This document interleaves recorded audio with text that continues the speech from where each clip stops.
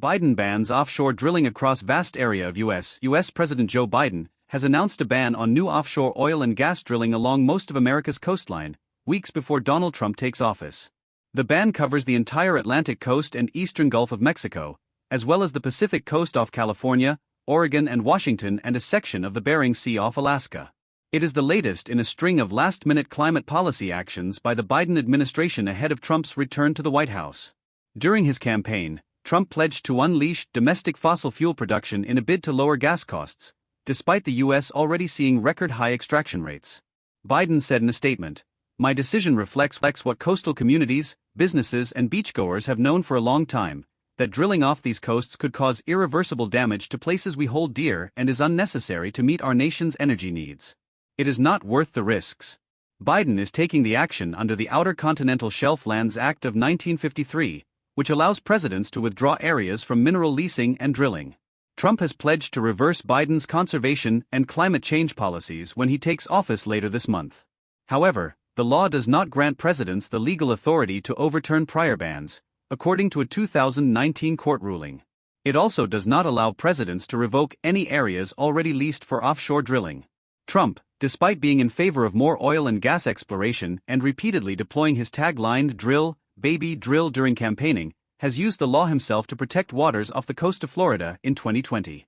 At the time, this was seen as an effort to garner votes from the state ahead of the 2020 U.S. election, and the protection was due to expire in 2032.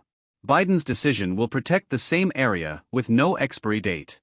The new offshore drilling ban covers more than 625 million acres, 253 million hectares of waters.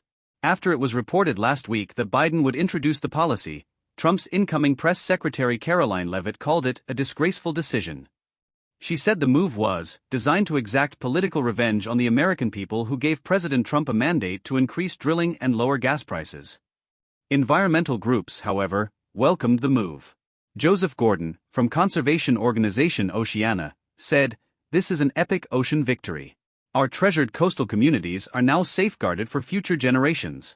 An oil and gas industry trade group said Biden's decision would harm American energy security and should be reversed by Congress. Mike Summers, president of the American Petroleum Institute, said, "We urge policymakers to use every tool at their disposal to reverse this politically motivated decision and restore a pro-American energy approach to federal leasing." In 2017, during his first term in office, Trump tried to reverse former President Barack Obama's protection of 125 million acres, 50.6 million hectares, of the Atlantic and Arctic Oceans. 2 years later, a U.S. district court ruled that the act did not allow a president to reverse decisions of previous administrations, meaning Trump could not revoke Obama's protections.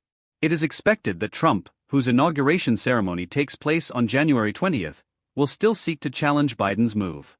A final legal decision could be made by the Supreme Court, which currently has a majority of Republican judges. Environmentalists and Democrats have been calling on Biden to introduce the ban because of concerns that any new drilling would threaten U.S. ambitions to cut its greenhouse gas emissions and tackle climate change.